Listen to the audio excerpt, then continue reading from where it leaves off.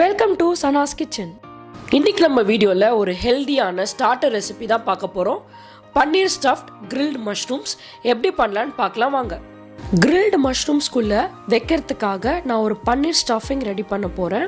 இதுக்காக 1 கப் அளவுக்கு வீட்டிலே ரெடி பண்ண பன்னீர் கிரம்பிள் பண்ணி வச்சிருக்கேன். இப்போ இந்த பன்னீர் நல்லா பைண்ட் ஆகி வரணுன்றதுக்காக ஒரு பெரிய பொட்டேட்டோ பாயில் பண்ணி மேஷ் பண்ணி ஆட் பண்ணிக்கிறேன். காரத்துக்காக 1 ஸ்பூன் அளவுக்கு சில்லி பவுடர், 1/2 ஸ்பூன் அளவுக்கு டர்மரிக் பவுடர், 1 ஸ்பூன் அளவுக்கு சாட் மசாலா, 1 ஸ்பூன் அளவுக்கு கெபாப் மசாலா, அப்புறம் 1 ஸ்பூன் அளவுக்கு கஸ்தூரி மேத்தி க்ரஷ் பண்ணி ஆட் பண்ணிக்கிறேன். நல்ல ஃப்ளேவருக்காக 1 ஸ்பூன் அளவுக்கு ஜிஞ்சர் கார்லிக் பேஸ்ட் அண்ட் கொஞ்சமாக சால்ட். இப்போ இது எல்லாத்தையும் நல்லா நம்ம மிக்ஸ் பண்ணிக்கலாம். தண்ணி எதுவுமே ஆட் பண்ண வேண்டாம். இது ரொம்ப ரன்னியாக இருக்கக்கூடாது. கொஞ்சம் நல்லா ஸ்டிக்கியாக நல்லா பைண்ட் ஆகி வரணும். 200 கிராம் அளவுக்கு மஷ்ரூம்ஸை அதோட பாட்டம் பார்ட்டை கட் பண்ணி எடுத்துட்டு டாப்பை மட்டும் நல்லா வாஷ் பண்ணி எடுத்து வச்சிருக்கேன். இப்போ இதை கிரில் பண்ணுறதுக்கு முன்னாடி மேரினேட் பண்ணிடலாம். 2 ஸ்பூன் அளவுக்கு நல்லா திக்கான கர்ட் ஆட் பண்ணிக்கிறேன். இந்த மேரினேஷனுக்கு தேவையான சால்ட், 1 ஸ்பூன் அளவுக்கு சில்லி பவுடர், 1 ஸ்பூன் அளவுக்கு கெபாப் மசாலா, 1 ஸ்பூன் அளவுக்கு சாட் மசாலா, கொஞ்சமாக ஜிஞ்சர் கார்லிக் பேஸ்ட், 1 ஸ்பூன் அளவுக்கு லெமன் ஜூஸ், கொஞ்சமாக கஸ்தூரி மேத்தி க்ரஷ் பண்ணி ஆட் பண்ணிக்கிறேன். தண்ணி எதுவுமே ஊற்ற வேண்டாம். 1/2 ஸ்பூன் அளவுக்கு கடலை மாவு, 2 ஸ்பூன் அளவுக்கு கார்ன்ஃப்ளவர் மாவு ஆட் பண்ணிக்கலாம். இந்த மஷ்ரூம்குள்ளே தான் நம்ம பன்னீரை ஸ்டஃப் பண்ணி கிரில் பண்ண போகிறோம். ஸோ இந்த அவுட்டர் லேயர் மஷ்ரூம் கொஞ்சம் கிறிஸ்பியாகவும் இருக்கணுன்றதுக்காக தான் நான் கடலை மாவும் கார்ன்ஃப்ளவர் மாவும் ஆட் பண்ணியிருக்கேன். தண்ணி எதுவுமே ஆட் பண்ண வேணாம். நீங்கள் ஆட் பண்ணியிருக்க தயிரே கொஞ்சம் வெட்டாக இருக்கும். ஸோ அதை வச்சு நீங்கள் போட்ட மற்ற இன்க்ரீடியன்ஸ் எல்லாம் நல்லா மிக்ஸ் பண்ணி வச்சிடலாம்.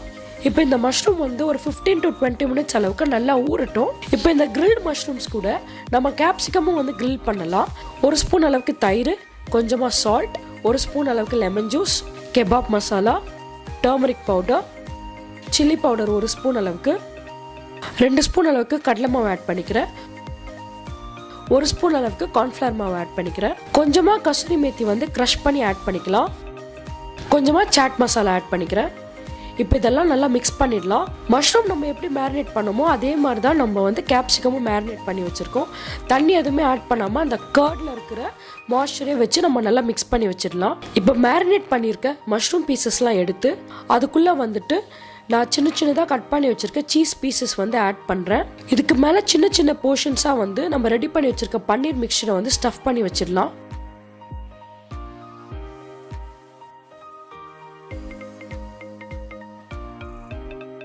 இதே மாதிரி நான் எல்லா மஷ்ரூம்ஸ்லையுமே பன்னீரை ஸ்டஃப் பண்ணி வச்சிடுறேன். இப்போ ஸ்கியூவர்ஸில் நம்ம மேரினேட் பண்ணி வச்சிருக்க கேப்சிகமும் ஸ்டஃப் பண்ணி வச்சிருக்க மஷ்ரூமும் இந்த மாதிரி ஆர்டராக பிளேஸ் பண்ணிக்கலாம். ஸ்கியூவர்ஸில் ஆட் பண்ணும்போது ரொம்ப ஜென்டலாக ஹேண்டில் பண்ணுங்க, இல்லைனா கேப்சிகம் இல்லைனா மஷ்ரூம் உடஞ்சி வந்துடும்.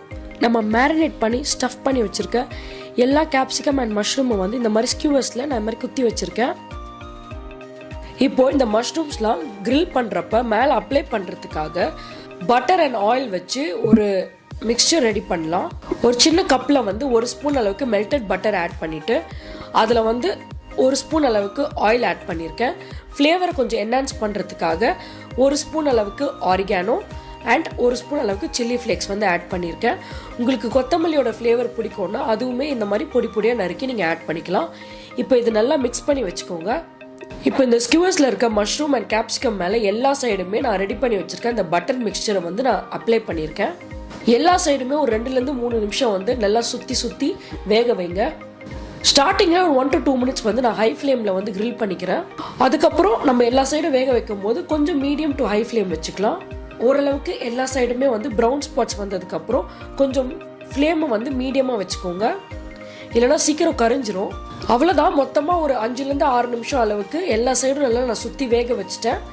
மஷ்ரூம்ஸ்லாம் வேகிறதுக்கு ரொம்ப நேரம் டைம் ஆகாது. அவ்வளோதான். ஒரு 5 to 10 மினிட்ஸில் இந்த கிரில்டு மஷ்ரூம்ஸ் ரெடி ஆயிடுச்சு. ஒரு பிளேட்டில் நான் ரெடி பண்ணி வச்சுருக்கேன் புதினா சட்னி ஆட் பண்ணிக்கிறேன். ஸ்கியூவர்ஸ்லேருந்து கேர்ஃபுல்லாக நம்ம ரெடி பண்ணி வச்சுருக்க அந்த கிரில்டு மஷ்ரூம் அண்ட் கேப்சிகம் எடுத்துடலாம். இந்த மாதிரி ஒரு ஃபோக் யூஸ் பண்ணி அதை வெளியில் எடுத்துருங்க.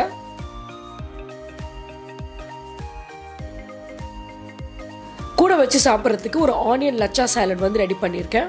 ரொம்பவே ஹெல்தி அண்ட் கலர்ஃபுல்லான நம்மளோட பன்னீர் ஸ்டஃப்ட் கிரில்டு மஷ்ரூம்ஸ் வந்து ரெடி ஆயிடுச்சு. நீங்களும் இதை வீட்டில் ட்ரை பண்ணி பார்த்துட்டு உங்கள் ஃபீட்பேக்கை கமெண்ட்ஸில் சொல்லுங்கள். Happy cooking.